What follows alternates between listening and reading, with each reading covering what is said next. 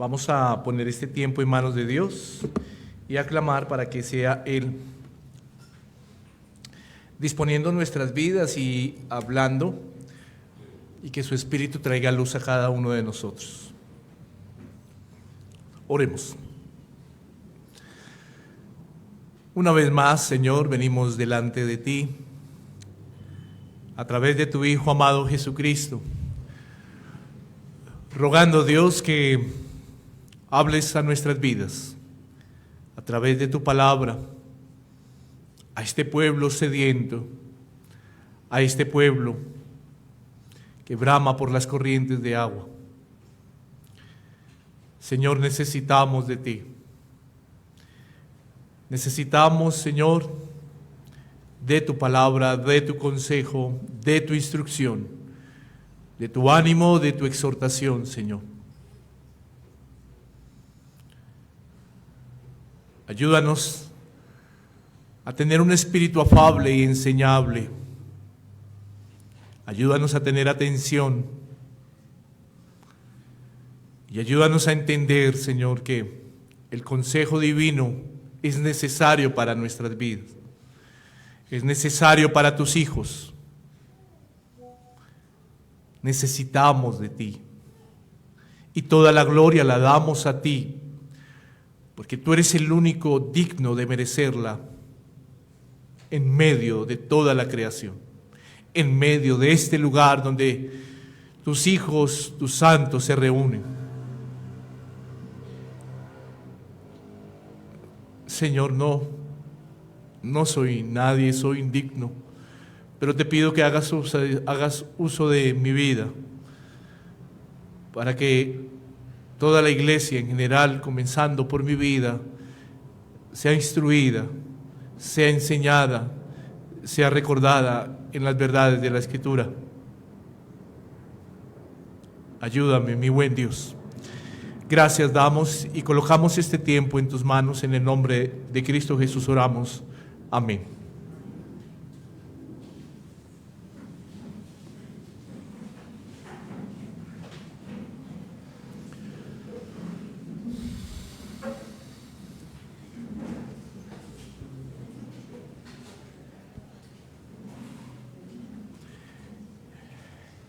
Damos gracias a Dios, qué bueno es poderlos ver a cada uno de ustedes. Qué dicha es poder estar hoy aquí reunidos con el propósito de alabar, de honrar el santo nombre de Dios. Eso es un gran motivo de alegría, un gran motivo de gozo.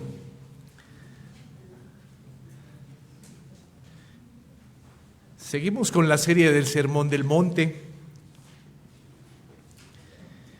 y hoy vamos a terminar esa segunda parte que tiene que ver con las antítesis que el Señor Jesús está presentando allí en el monte en medio de su enseñanza.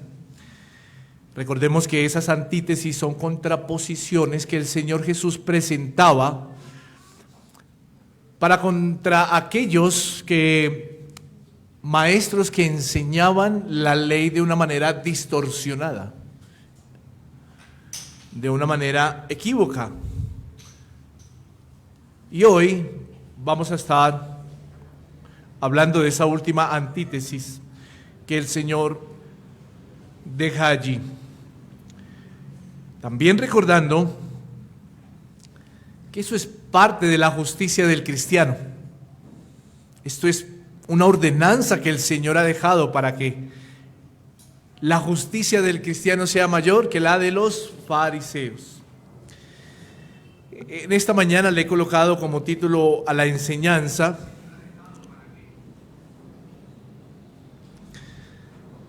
en la serie del Sermón del Monte, la justicia del cristiano, amando al prójimo y aborrecerás a tu enemigo.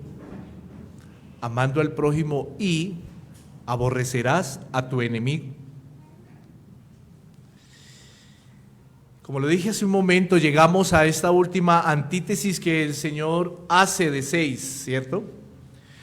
Y quiero recordar, antes de entrar en materia con el texto, quiero recordar unas palabras que el Señor Jesús habló antes de comenzar con estas contraposiciones.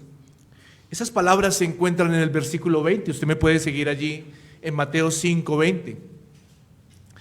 Y él dijo: porque os digo que si vuestra justicia no fuere mayor que la de los escribas y fariseos, no entraréis en el reino de los cielos.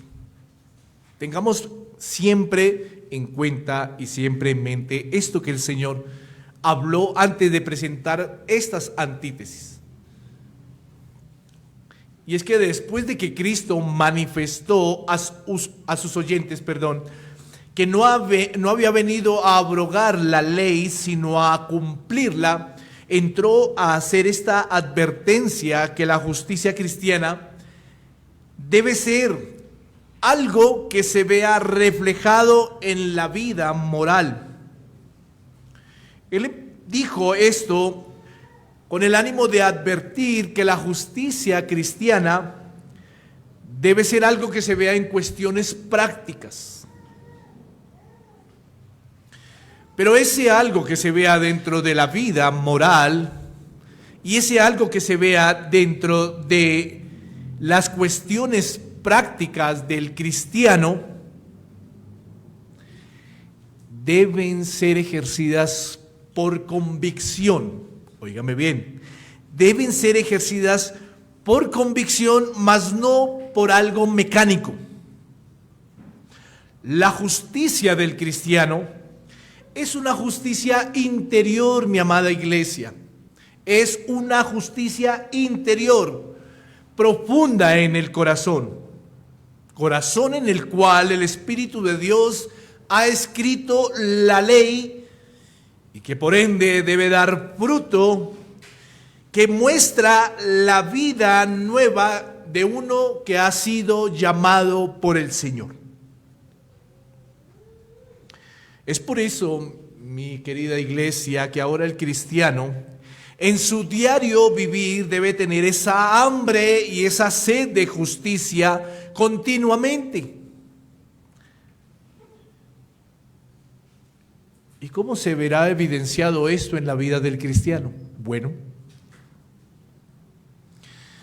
estas prácticas, esta justicia del cristiano, se ven evidenciadas en su forma de vivir, en su forma de actuar, y como lo dije hace un momento, por convicción, mas no por algo mecánico. Y esto reflejará a quién pertenece realmente.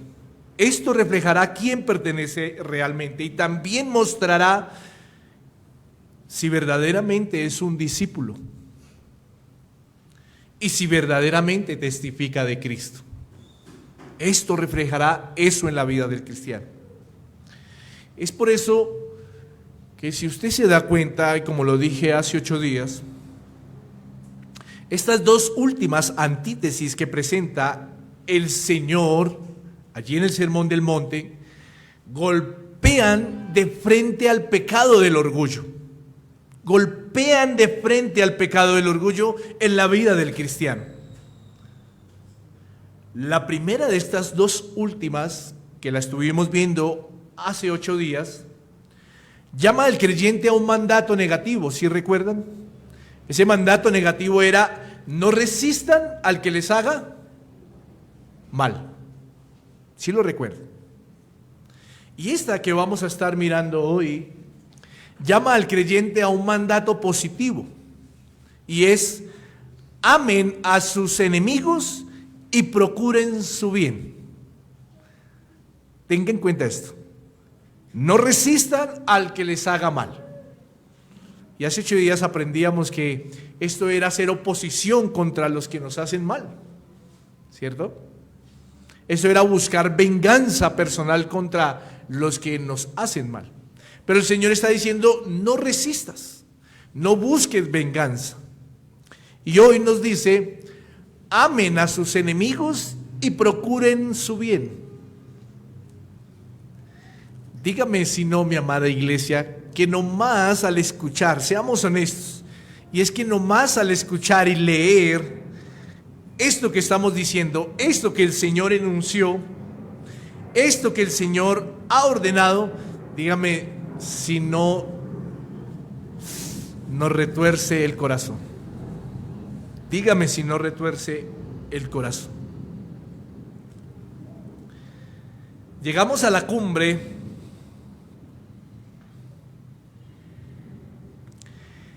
de las contraposiciones que el Señor hace a los fariseos, atacando directamente a sus corazones, porque pueblo orgulloso eran ellos.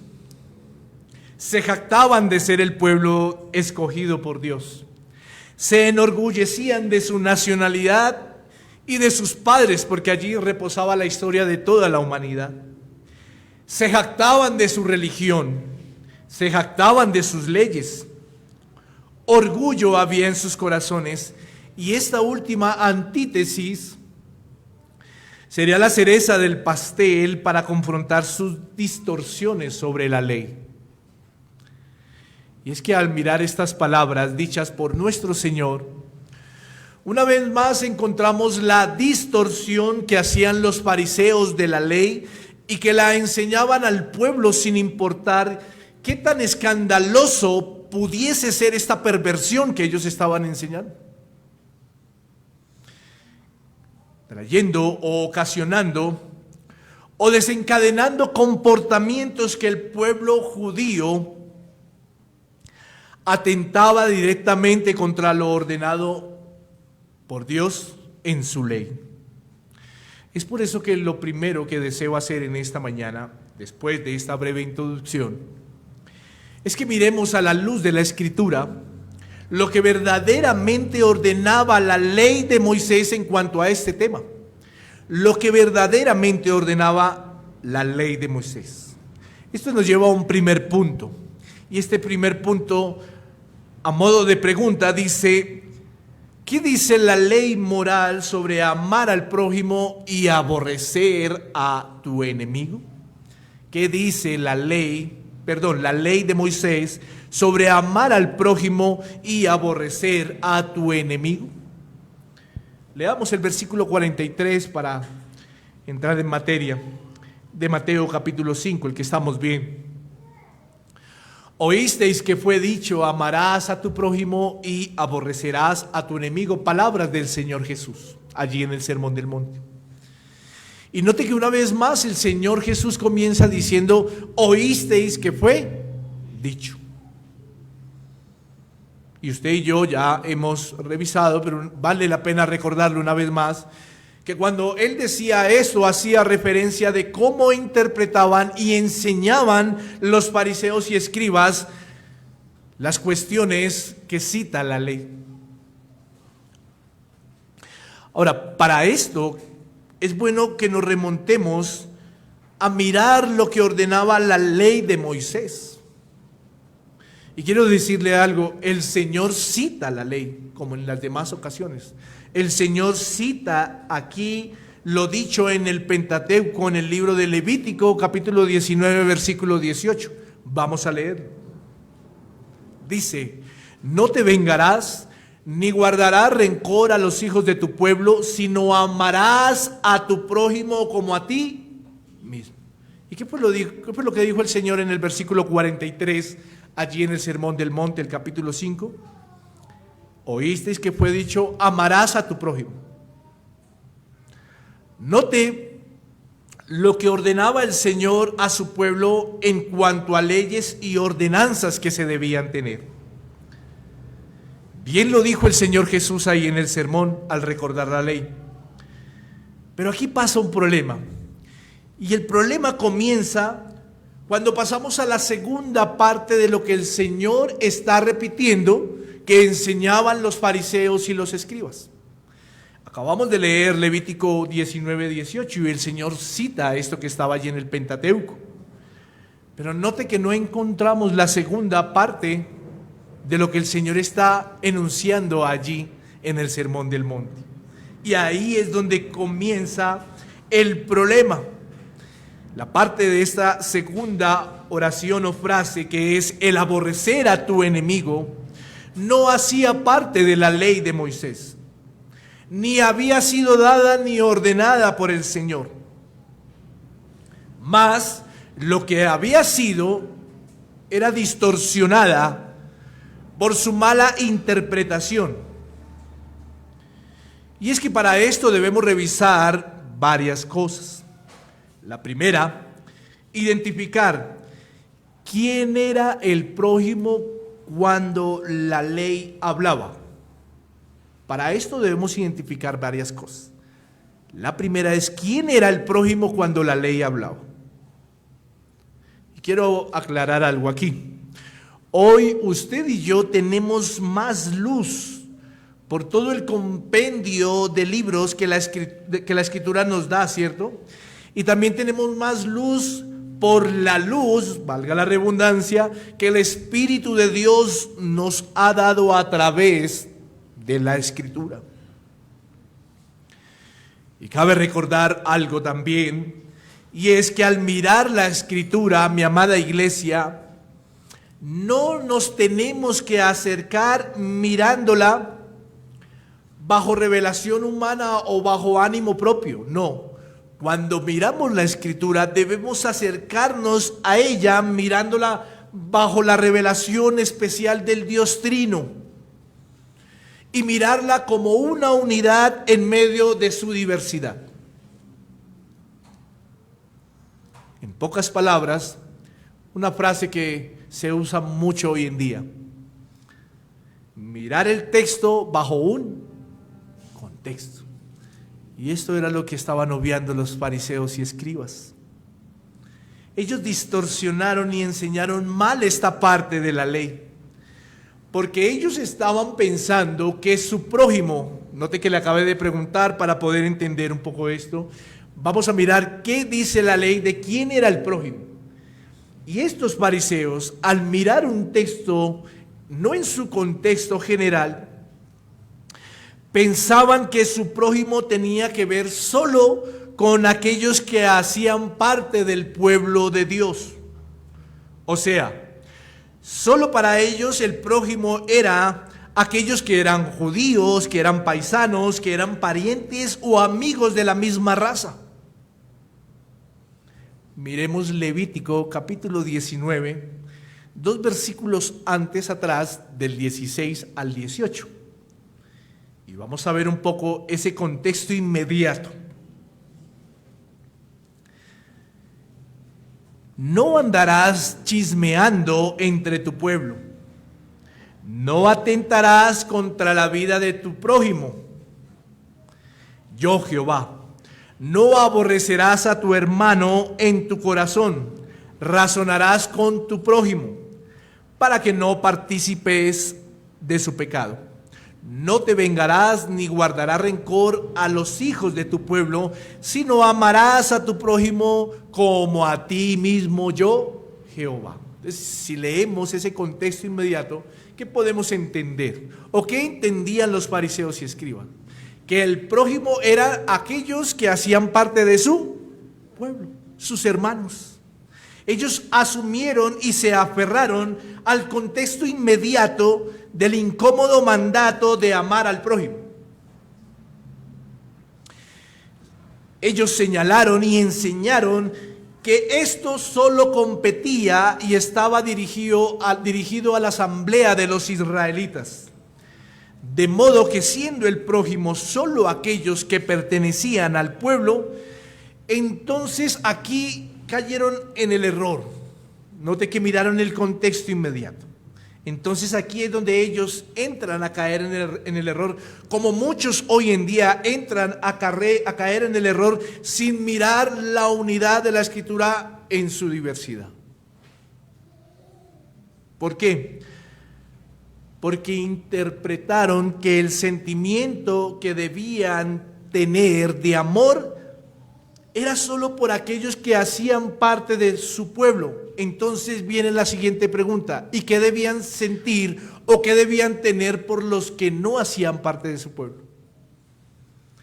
Ellos interpretaron que a los extranjeros había que aborrecerlos u odiarlos. Y eso era lo que estaban enseñando los fariseos y los escribas.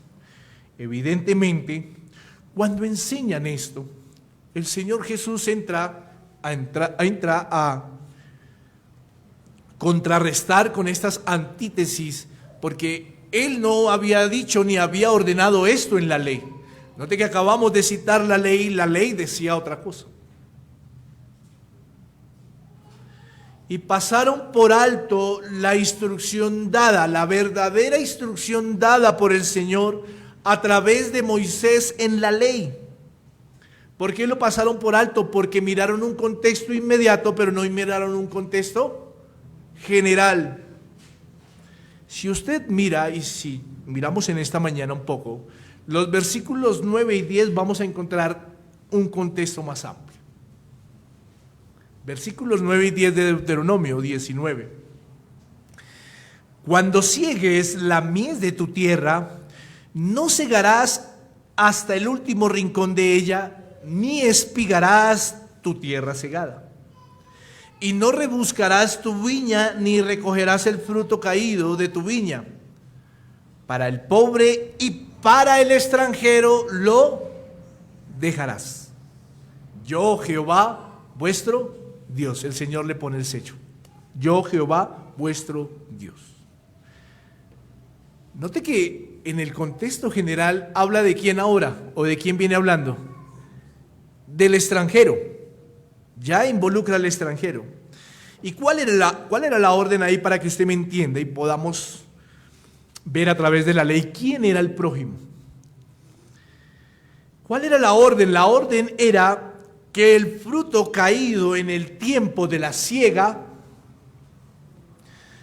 ¿había o no había que recogerlo? No había que recogerlo. ¿Por qué? Porque era para aquellos que no hacían parte de la nación y que se verían beneficiados, y más cuando ellos eran pobres. ¿Sí lo nota? Entonces yo le hago una pregunta para que miremos un contexto más general. Esa orden que el Señor daba al pueblo, ¿era una muestra de amor o de aborrecimiento? ¿Usted qué cree? Sigamos mirando un contexto más general para saber quién era el prójimo según lo que cita la ley y según lo que el Señor nos está enseñando a través de esta antítesis allí expuesta en el Sermón del Monte. Sigamos en el mismo capítulo de Levítico 19. Capítulo de Levítico 19, versículo 33-34. Miren lo que dice. Cuando el extranjero morare con vosotros en vuestra tierra, lo aborrecerás. Eso dice la ley. Dice, no lo oprimiréis. Versículo 34. Como a un natural de vosotros tendréis al extranjero. Uy, el Señor pone por igual a los del pueblo como a los extranjeros. Como a un natural, ¿sí lo nota? Como a un natural de vosotros tendréis al extranjero que more entre vosotros, y lo amarás como a ti mismo, porque extranjeros fuisteis en la tierra de Egipto, yo, Jehová, vuestro Dios. Interesante, ¿no? Ahora, si lo miráramos en un contexto de salvación, ¿cuántos no estuvimos en Egipto? Le dejo esa frase como abrebocas de pronto de lo que vamos a mirar ahorita. Es claro lo que ordena el Señor desde el principio sobre amar al prójimo. Es claro, pero bueno, no tenemos que dar lugar a las objeciones y tenemos que dejar cerrado todo espacio que pueda caber para una objeción. Porque entonces alguien dirá la siguiente objeción. Pero los textos que me está leyendo dice que solo aquellos extranjeros que moraren dentro del pueblo. Si usted lo nota, acabamos de leer eso, ¿cierto? Solo aquellos extranjeros que moraren dentro del pueblo. Entonces los que no moraren dentro del pueblo, entonces serán ¿qué? Aborrecidos. No demos lugar a objeciones, porque el razonamiento humano siempre va a querer indagar y poner en contra, o estar en contra, de las cosas de Dios. Entonces miremos otro texto que la ley nos deja en claro y nos ayuda a entender que no solo es prójimo el que hace parte de un pueblo o de una región. Éxodo capítulo 23, versículo 4 y 5.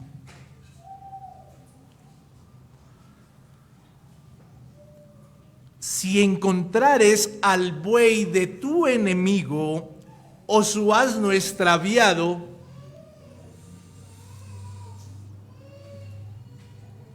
quítaselo y no se lo devuelvas. ¿Sí?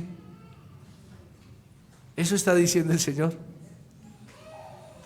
Vuelve a llevárselo. Si vieres el asno del que te aborrece caído debajo de su carga, ¿le dejarás sin ayuda?, pregunta el Señor. ¿Le dejarás sin ayuda? Antes bien, móntate encima de la carga para que no lo vuelva a levantar, dice el Señor, ¿cierto? Note que dice antes bien, le ayudarás a levantarlo. Interesante, porque aquí ya ampliamos que no se refiere solo a una región o a un lugar o a aquellos que vivían con el pueblo, sino ya ampliamos. Y es claro que entonces, ¿quién es el prójimo según la ley? Pues quiero decirle algo, mi querido hermano. Todos aquellos, como lo dice allí en Mateo capítulo 5, en el texto que estamos mirando hoy, todos aquellos que viven bajo el mismo cielo y que el sol sale sobre ellos y que el rocío del cielo también cae sobre ellos, sin importar si hacen parte o no del pueblo de Dios. Quería que miráramos quién es el prójimo porque el Señor está citando la ley para presentar esta contraposición. Pero ahora el Señor más adelante va a citar una parábola después de un cuestionamiento en donde deja claro esto que cita la ley y que la ley nunca dijo aborrecerás a tu enemigo. Miremos Lucas capítulo 10 versículo 25 al 37. Lucas capítulo 10 versículo 25 al 37. Usted va a encontrar ahí en su Biblia un intérprete que le pregunta al Señor sobre las cosas de la vida eterna. Y posteriormente el Señor, para darle peso a lo que le está respondiendo y aún lo que el intérprete le responde, le enseña con una parábola algo interesante. Versículo 25 de Lucas 10. Y he aquí un intérprete de la ley se levantó y dijo, para probarle, Maestro, ¿haciendo qué cosa heredaré la vida eterna? Él le dijo, ¿qué está escrito en la ley? ¿Cómo lees? Aquel respondiendo dijo, amarás al Señor tu Dios con todo tu corazón y con toda tu alma y con todas tus fuerzas y con toda tu mente. Citó Deuteronomio, recuérdelo, capítulo 6. Y a tu prójimo como a ti mismo.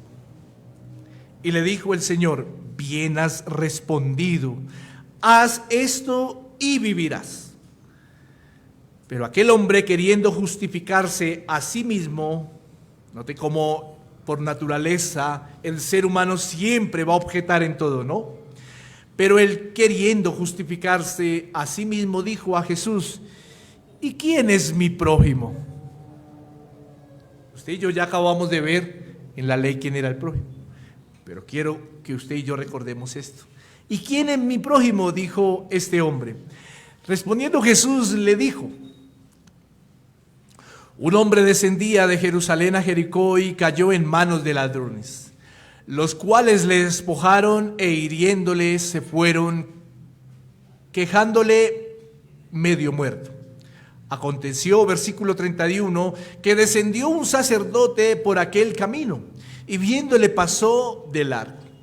Asimismo un levita llegando cerca de aquel lugar y viéndole pasó de largo. Note que puso dos oficios importantes dentro del pueblo de Dios.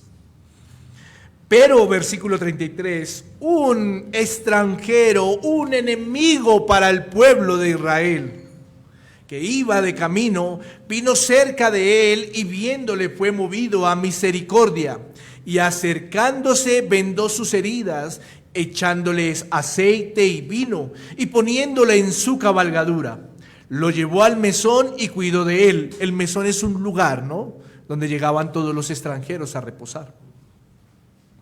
Versículo 35 dice: otro día al partir sacó 2 denarios este hombre, ¿no?, y los dio al mesonero y le dijo: cuídamele, y todo lo que gastes de más yo te lo pagaré cuando regrese. Y pregunta el Señor a este intérprete de la ley: ¿quién pues de estos 3 te parece que fue el prójimo del que cayó en manos de los ladrones? Respondió aquel hombre: él dijo, el que usó de misericordia con él. Entonces Jesús le dijo: ves tú y aborrece a tu enemigo. Ves tú y haz lo mismo. Ama a tu prójimo. Si usted y yo, esto es una parábola, y sin ánimo de distorsionar la escritura, pero espero me entienda el ejemplo que voy a decir. Si usted y yo miráramos este escenario en las cosas cotidianas que vivimos como iglesia, y si le preguntáramos al Señor: Señor, ¿qué debo hacer para heredar la vida eterna? Y el Señor nos respondiera: ¿qué dice la ley? ¿Qué dice la ley? Pero sabe, si pusiéramos el escenario de un hombre que va por el camino, lo pusiéramos más bien de que como hermanos venimos a una misma iglesia y a veces ni nos hablamos. De que como hermanos profesamos decir que somos cristianos y nos aborrecemos. ¿Qué le responderíamos al Señor? ¿Qué le responderíamos al Señor? Le diríamos: Señor, yo cumplo la ley, merezco la vida eterna. Usted y yo sabemos que no es por obras, porque no quiero que caigamos en eso. Ya tenemos una luz más grande. Pero espero me entienda lo que estoy diciendo acá. Como lo dije al principio en la introducción, no es algo mecánico la justicia del cristiano, es algo por convicción. Es algo por convicción. Y el Señor más adelante, que ahorita vamos a verlo, dijo que debemos de ser ejemplo como hijos, porque Él es nuestro Padre. Y aún en esto, por eso es la cereza del pastel en las antítesis que el Señor hace allí en el Sermón del Monte, porque ataca directamente el pecado del orgullo, directamente el pecado del orgullo.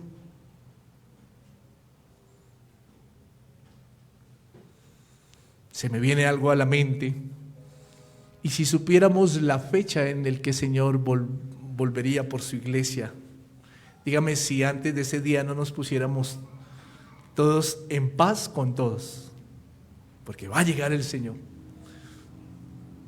Como nuestros corazones de interesado, y cómo a veces hacemos las cosas por cumplir algo.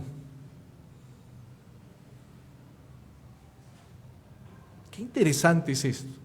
¿Quién es el prójimo? Solo nosotros los que estamos aquí, y aún estando los que estamos aquí o aún hablando de la iglesia de Cristo, a veces pareciera que nos aborrecemos. A veces pareciera esto. Pero también quiero decir, solo los que estamos aquí, ¿y qué hay de los que están afuera? ¿Qué hay de los que están afuera? Quizá no tienen la misma doctrina, porque es que la reforma hoy en día saca pecho y dice: yo tengo conocimiento. Y sé que muchos en las redes me escucharán. Pero el punto no es qué tan reformado eres, porque si no amas a tu prójimo, no eres reformado ni escritural. Jamás. Jamás. Escuchamos a diario en las redes personas jóvenes que llegan a la Reforma y quieren descabezar a todo el mundo. Y no solo jóvenes en edad, digo jóvenes en el conocimiento. Descabezan a todo el mundo. ¿Y qué? ¿Acaso eso es amar al prójimo? Ahora, deberíamos preguntarnos lo siguiente, para seguir corroborando a través de la ley. ¿Es válido aborrecer u odiar? ¿Tenemos enemigos los que son parte del pueblo de Dios? Bueno, para identificar esto y poder entender lo que el Señor nos quiere enseñar en esta antítesis, y que el Señor promueve la justicia del cristiano a través de esto, tenemos que dejar claro e identificar si es válido odiar y si aquel que pertenece al pueblo de Dios tiene enemigos. Alguien dirá, sí, pastor, yo tengo enemigos. ¿Quién es tu enemigo? No es que yo tengo un vecino, tengo un jefe, tengo un compañero de trabajo, tengo un hermano en la iglesia que me mira. ¿Eso es un enemigo? ¿Eso es un enemigo? Recordemos que el Señor Jesús ya venía hablando en este mismo sermón y había dejado como ordenanza dentro de la justicia del cristiano el no odiar. Y decía que si alguno padecía o que alguno era señalado por algo, no debía responder, ni debía buscar venganza personal. Eso lo vimos hace 8 días. Pero también decía que aquel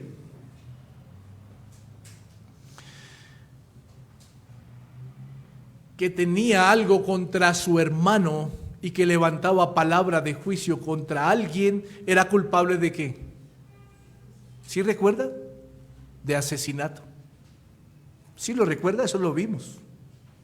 Cuando habló sobre la antítesis, sobre el mandato de no matar.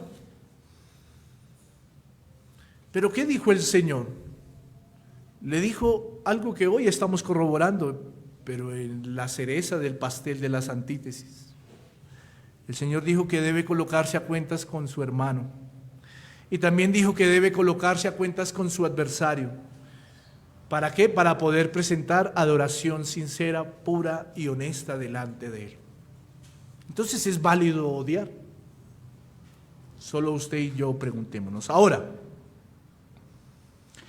en el Salmo 139, y perdóneme si me extiendo un poquito aquí en este primer punto, es para dejar claro lo que viene, para que podamos entender lo que viene. En el Salmo 139, del versículo 19 al 24, para mirar un contexto más histórico cerca de la ley, encontramos a David hablando las siguientes palabras.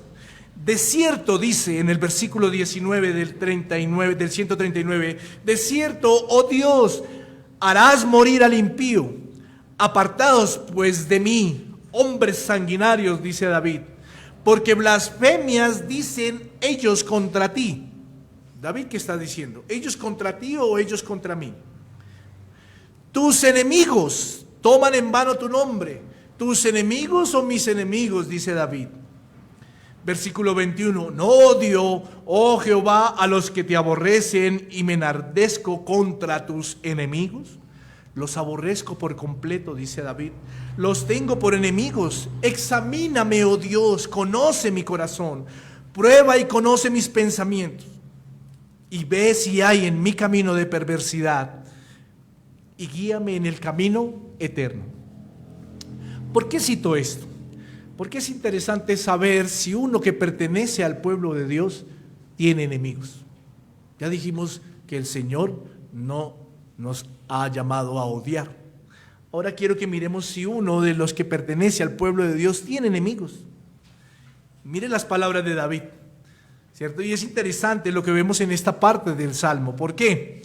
Porque pareciera de primera mano que el Señor permite que sus hijos aborrezcan a personas que dicen ser enemigos. Pareciera cuando lo leemos, ¿cierto? Pero si notamos bien la forma en que David se expresa, Él deja por sentado que los enemigos no son de él como hombre, sino que son enemigos ¿de quién? De Dios. ¿Por qué? ¿Por qué son enemigos de Dios? Porque estos hombres actúan de una forma que va en contra de Dios. Y David identifica que son enemigos de Dios porque toman en vano su nombre. Y él como hombre considera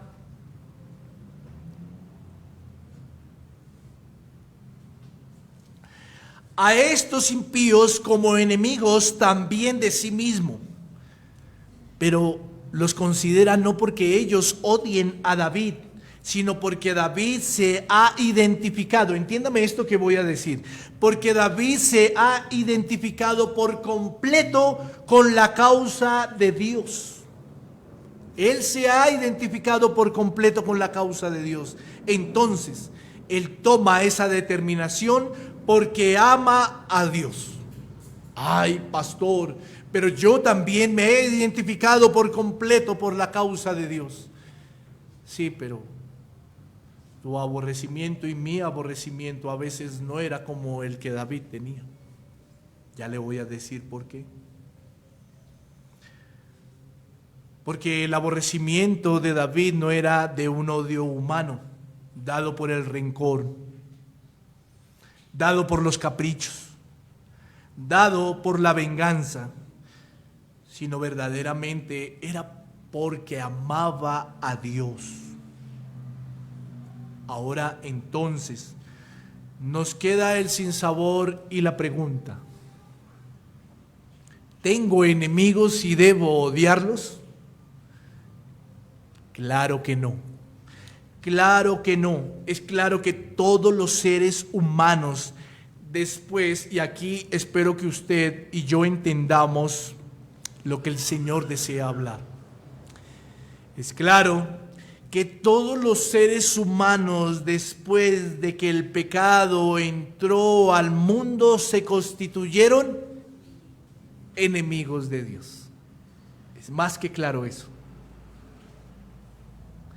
Y solo por la gracia es que ahora esos enemigos tienen amistad para con Dios. Solo por la gracia. Entonces, ahora que nos ha llegado la gracia a través de Cristo, ¿acaso esos que no les ha llegado la gracia no merecen esa gracia que usted y yo recibimos? ¿Y los consideraremos enemigos? Cuando quizá usted y yo, como lo dice el apóstol Pablo a los colosenses y a los efesios, vivíamos anteriormente hasta peor que muchos de los que están allá. Hasta peor que muchos de los que están allá. Entonces, debemos amar. La orden es amar a todos, al prójimo, aun si son amigos o aun si son, pero no nuestros, sino de Dios.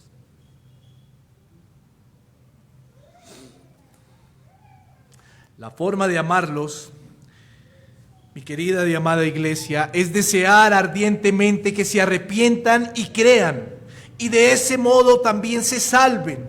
Esa es la forma de amarlos.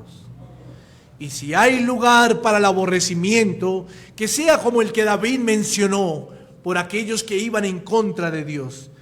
Pero ese aborrecimiento solo le compete a Dios hasta el día de la ira. Porque nuestro corazón es bien hecho. ¿Se lo merecía? No. Bien hecho, menos mal, y a veces ni lo decimos, sino que por dentro, o a veces decimos, sentí un fresquito. No, eso no puede salir de nuestras vidas ni de nuestro corazón, porque así como nosotros, vuelvo y lo reitero, nosotros por gracia hoy somos salvos, así la gracia llegue a la vida de cada uno de los que no conoce al Señor. Bajo este amor que el Señor nos demanda sobre los enemigos, sobre los amigos o sobre el prójimo, miremos un segundo punto y es el siguiente. con ánimo de pregunta, abriendo signo de pregunta. Entonces, ¿cómo debe el cristiano amar al prójimo, ya sea amigo o enemigo? ¿Cómo debe el cristiano amar al prójimo, ya sea amigo o enemigo? Versículo 44 al 47 de Mateo 5. Pero yo os digo, amad a vuestros enemigos, bendecid a los que os maldicen, haced bien a los que os aborrecen, y orad por los que os ultrajan y os persiguen, para que seáis hijos de vuestro Padre que está en los cielos, que hace salir su sol sobre malos y buenos, y que hace llover sobre justos e injustos. Porque si amáis, porque si amáis a los que os aman, ¿qué recompensa tendréis?, pregunta el Señor. ¿No hacen también lo mismo los publicanos? Y si saludáis a vuestros hermanos solamente, ¿qué hacéis de más? ¿No hacen también así los gentiles? Es notorio que ahora lo que hace el Señor Jesús es poner todo en orden. Y como autor de la ley recuerda que el amor es para con todos los hombres y que debemos amar como Él nos ha amado. Es por eso que las mismas palabras de Cristo nos dan claridad de cómo debemos amar al prójimo, ya sea amigo o ya sea enemigo. La primera es cómo debemos amar al prójimo. Yo apunté aquí 4 que veo en el texto. Y la forma, una de las maneras o una de las formas de cómo debemos amar al prójimo es con palabras. Con palabras. Note que el Señor dijo, bendecid a los que os... Vaya el texto. Bendecid a los que os maldicen. Una de las formas de cómo debemos amar a nuestro prójimo es con palabras. Alguien dice, pero las palabras no son necesarias. Muy necesarias. Muy necesarias. Y aquí de pronto quiero ser un poco más explícito. Son tan necesarias que alimentan las relaciones matrimoniales. Son tan necesarias que alimentan las relaciones entre padres y hijos. Y son tan necesarias que alimentan las relaciones entre amigos, hermanos y aún con personas que se tiene alguna circunstancia. Porque si no, la Escritura no hubiese dicho, la palabra blanda aplaca la. Son muy necesarias. Es clara la orden de Cristo en cuestiones prácticas del cristiano. Y es, ¿cuáles deben ser las palabras de un creyente contra quien lo difama? Querida iglesia, es la confirmación de una de las virtudes que un cristiano debe tener en su carácter. Y que ya lo habíamos pronunciado y que no debemos olvidarlo y que lo hemos aprendido en esta serie de este sermón. Mateo 5, 11, 12 dice, bienaventurados sois cuando por mi causa os vituperen. Vituperar es con la. Y os persiguen y digan toda clase de maldad contra vosotros, mintiendo. Pero ¿qué dice el Señor? Aborrézcanlo y busquen venganza personal. Eso dice el Señor. El Señor dice, versículo 12, gozaos y alegraos. Gozaos y alegraos, porque vuestro galardón es grande en los cielos, porque así persiguieron a los profetas que fueron antes de vosotros. Y es que el Señor nos enseña aquí también la lex talionis, la ley del talión. No debe ser devolver insulto por insulto, no debe ser devolver maldición por maldición, sino debe ser devolver bendición por maldición. Si recuerda que hace 8 días aprendíamos algo.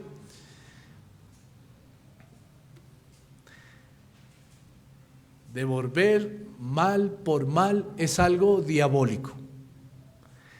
Devolver bien por bien es algo humanista o moralista.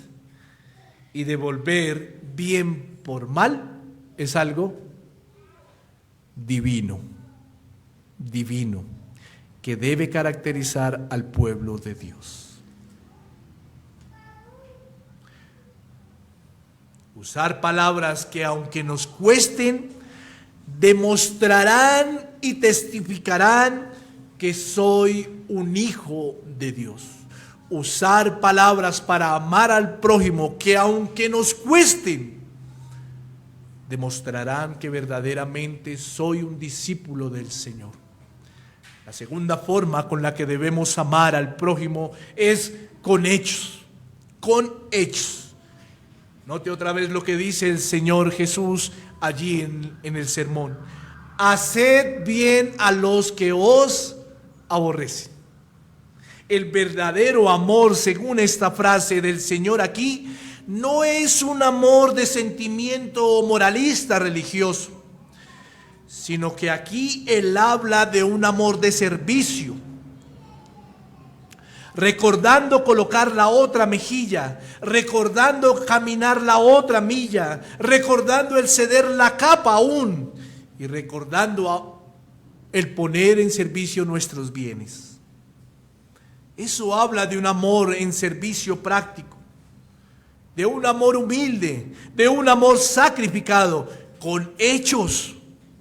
Los que hacen el bien en medio de las corrientes de este mundo son odiados, mi querida y amada iglesia. Usted y yo, en medio de nuestra justicia de cristiano, vamos a ser odiados en el mundo, porque hacemos el bien.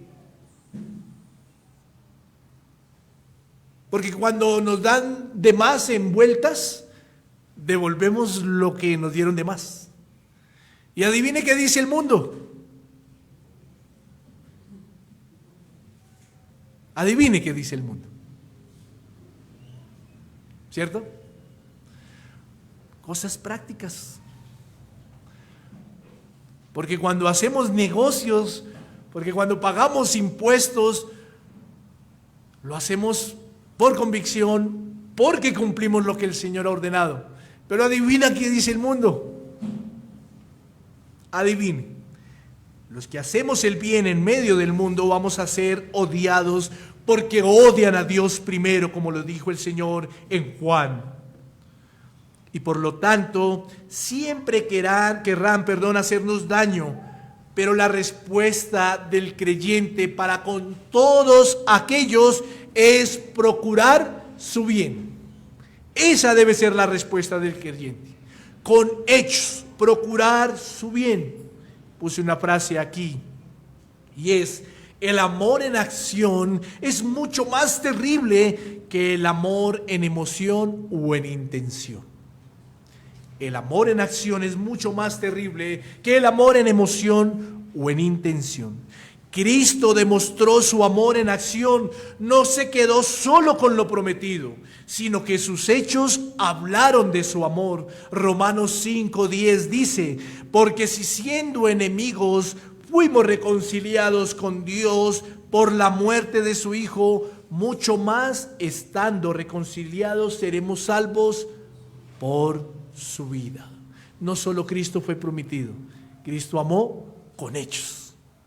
Otra de las formas de cómo el pueblo de Dios debe amar al prójimo es con oración. Con oración. Llevamos 3, ¿no? Con palabras, con hechos y con oración. Mire lo que dijo el Señor: orad por los que os ultrajan y os persiguen. ¿Sí está en el texto? Mateo 5. Orad por los que os ultrajan y os persiguen. Quiero en este punto compartir una frase de un hombre que fue considerado como un padre de la iglesia, Juan Crisóstomo, del siglo 3 y 4. Y él dijo lo siguiente en cuanto a esta responsabilidad del amor hacia el prójimo, sobre la forma de la oración. Dijo: la oración por el prójimo, ya sea amigo o enemigo, es la cumbre más alta del dominio propio. Si la oración de intercesión es la expresión de nuestro amor, también es un medio para incrementarlo, mi amada iglesia. ¿Por qué? Porque quiero decirle algo: no debemos esperar amar a alguien para orar por él. Estamos tan acostumbrados que cuando amamos a alguien le decimos voy a orar por su vida, ¿cierto? Por eso Juan Crisóstomo decía esto, porque es la cumbre más alta del dominio propio. No debemos esperar a amar a alguien para orar por él. Tenemos que empezar a orar aún por aquellos que nos ultrajan antes de que seamos conscientes de que les amamos. Y aquí puse algo entre paréntesis y esto es bastante irónico. ¿Sabe por qué? Y debemos reconocerlo. ¿Cuál es el consejo? Perdónenme, voy a hacer aquí un ejemplo. ¿Cuál es el consejo que damos como padres, como cristianos, cuando un hijo o un soltero o soltera de la iglesia o de la familia está con el ánimo de ser desposada o un hombre desposar a una chica? ¿Cuál es o se inquieta? ¿Cuál es el consejo que siempre damos? Ore al Señor. Ore al Señor. Aun si no conocieses a esa persona, ore al Señor. Es interesante, ¿cierto? Porque se empieza a despertar eso. Es irónico, se empieza a despertar ese ánimo en esos solteros. Aún sin conocer quién va a ser su esposo o su esposa. Pero hacemos lo mismo con los que nos ultrajan o con los que mañana nos van a ultrajar, aún sin conocerlo. ¿O debemos esperar a amar a alguien para orar por esa persona? ¡Qué ironía! Porque para unas cosas oramos y para otras no. Pero el Señor dice, orad por los que os ultrajan y os persiguen. Esta semana como iglesia vivimos, lo voy a nombrar así, vivimos un momento en donde en lo personal pensaba, esto es persecución, esto es parte de que la iglesia cristiana es perseguida. Esta semana como iglesia, a las chapas de todas las puertas, alguien con mucho ánimo de hacer daño, tomó estiércol humano y cogió todas las chapas, pero le dedicó tiempo y hasta por dentro de donde van las llaves. Adivine qué se le viene a uno enseguida a la mente. Adivine. Pero hay que orar por los que os ultrajan y os persiguen. Es por eso que Pablo le dijo a Timoteo, como práctica para toda la iglesia, no solo para Timoteo, que le recomendaba o que le encomendaba que orara por todos los hombres. Todos los hombres, aún por los que os ultrajan a la iglesia. No debemos amar a alguien para orar por él. La última forma de cómo debemos como iglesia amar al prójimo es que debemos amar no como ama el mundo. Debemos amar no como ama el mundo. Mire, mi querido hermano, y esto es uniendo y anclando lo que hemos venido diciendo. El mundo no ama con palabras a la iglesia de buena manera. El mundo no habla con buenos hechos a la iglesia. El mundo no ama con oración a la iglesia porque el mundo no ora. Por lo tanto, es deber suyo y es deber del cristiano amar al prójimo no como ama el mundo. Mire lo que dijo el Señor Jesús: para que seáis hijos de vuestro Padre que está en los cielos. Una identidad. El que ama como Dios ha amado es porque tiene una identidad. No debemos amar como el mundo.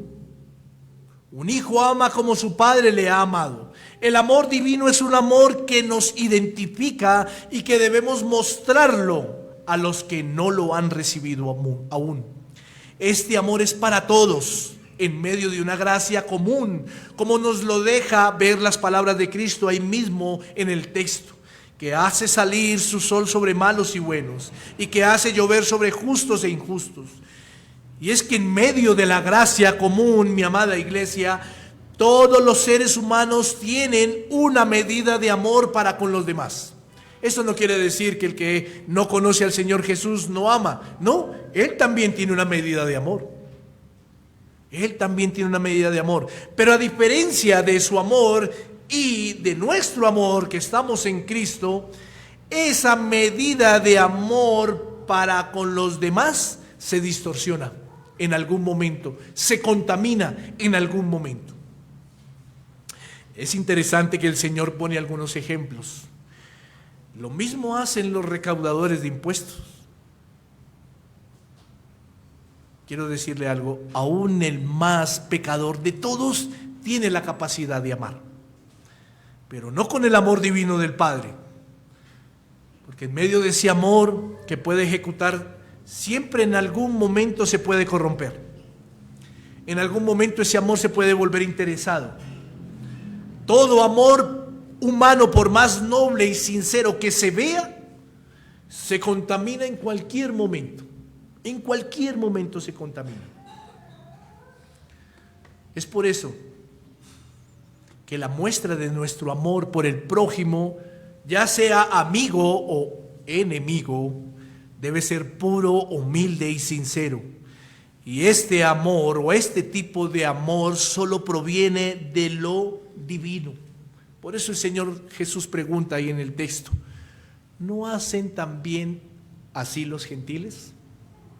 ¿No hacen también así los gentiles? Dejando entrever que el amor humano es noble y sincero. Pero un hombre que no conoce a Dios no ama de la manera como ama el Padre y que nos ha amado a nosotros. El Señor lleva el punto o llega hasta el punto de comparar el amor de un creyente con un impío, no más con algo tan simple, si usted lo ve, no más con algo tan simple. ¿Y sabe con qué es? Con un saludo. Con un saludo.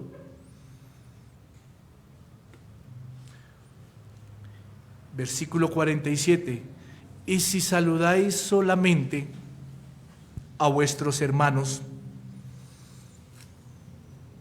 ¿qué hacéis de más? ¿Qué está haciendo de más? Pero es que yo saludo solo al que tiene afinidad conmigo. O es que yo saludo solo al que me cae bien. O es que yo no. ¿Qué estamos haciendo de más comparando el Señor Jesús con los gentiles o con los que no conocen a Cristo? Nada. Eso lo hacen afuera los que verdaderamente tienen circunstancias duras contra otros. ¿Qué hacemos de más? Lleva hasta tal punto el Señor de hablar sobre el amor, de que no amemos como el mundo ama, que compara el amor de un creyente con un impío por la cuestión de un saludo.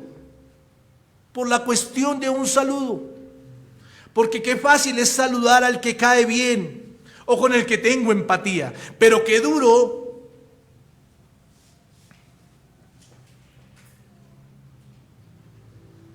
es saludar con aquel que no tengo empatía. Qué duro es pisar el pecado del orgullo cuando Cristo nos dice, saludemos a aquel con quien tenemos diferencias. Qué duro es pisar el pecado del orgullo.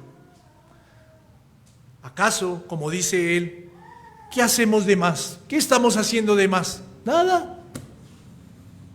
Nada. Si los de afuera hacen lo mismo, nosotros que tenemos a Cristo y conocemos al Señor, ¿qué estamos haciendo? Nada. En nuestra justicia cristiana, ¿qué es eso extra que estamos haciendo? ¿Qué es? Porque lo normal o lo particular lo hacen todos los hombres. Todos los hombres lo hacen, hasta los enemigos de Dios.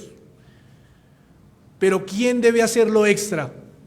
¿Quién debe hacer lo extra? ¿Quién? Pregúntese, iglesia, preguntémonos. ¿Quién debe hacer lo extra? Y lo extra es saludar con quien no tengo empatía. Hablando del saludo porque el Señor lo pone como ejemplo. Pero en las formas del amor, ¿a quién debo demostrarle ese amor? Con hechos, con palabras, con oración, y no amarlo como el mundo lo ama. ¿A quién?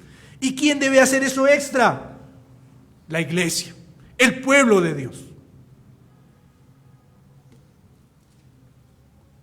Como último punto, para cerrar, quiero decirle lo siguiente: es solo a través de la gracia de Cristo que podemos amar como el Señor nos lo demanda. Versículo 48.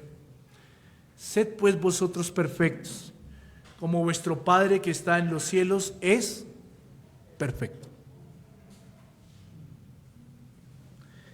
Es claro que el contexto de este pasaje muestra lo que Cristo refiere en cuanto a la perfección de sus hijos. Pero a lo que refiere aquí no es a un estado perfecto en esta tierra. Usted y yo no vamos a encontrar ni alcanzar la perfección en esta tierra.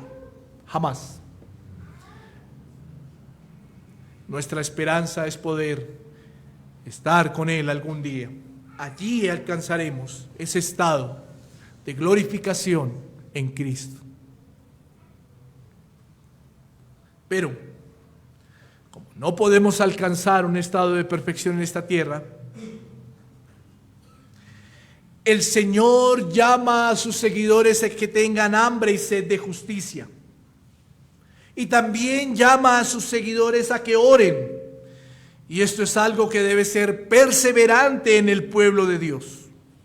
Es solo a través de la gracia de Cristo que podemos amar a nuestro prójimo. Cuando habla de perfección el Señor aquí, se refiere al amor de Dios por medio de Cristo, y que lo muestra a aquellos que a nuestro parecer, o que debemos mostrarlo a aquellos que a nuestro parecer no lo merecen. Pero quiero decirle algo o preguntarle algo. ¿Acaso usted y yo lo merecíamos? ¿Acaso usted y yo merecíamos ese amor? Solo reflexione en eso. Porque es solo a través de Cristo que somos perfectos, santos y reconciliados con Dios. Y es el anhelo de todo cristiano compartir de ese amor divino que Dios ha derramado sobre su vida. Compartirlo con aquel que también, bajo la voluntad de Dios y su soberanía, el Señor lo está esperando. Y esa alma también la está esperando. Es solo a través de la gracia de Cristo, mi querido hermano. Es solo a través. Por eso, no olvide estas 4 formas de amar al prójimo: con palabras, con hechos, con oración, y no como el mundo ama, sino como Cristo nos ha mandado a amar. Que el Señor nos ayude y que el Señor tenga misericordia de su iglesia. Vamos a orar.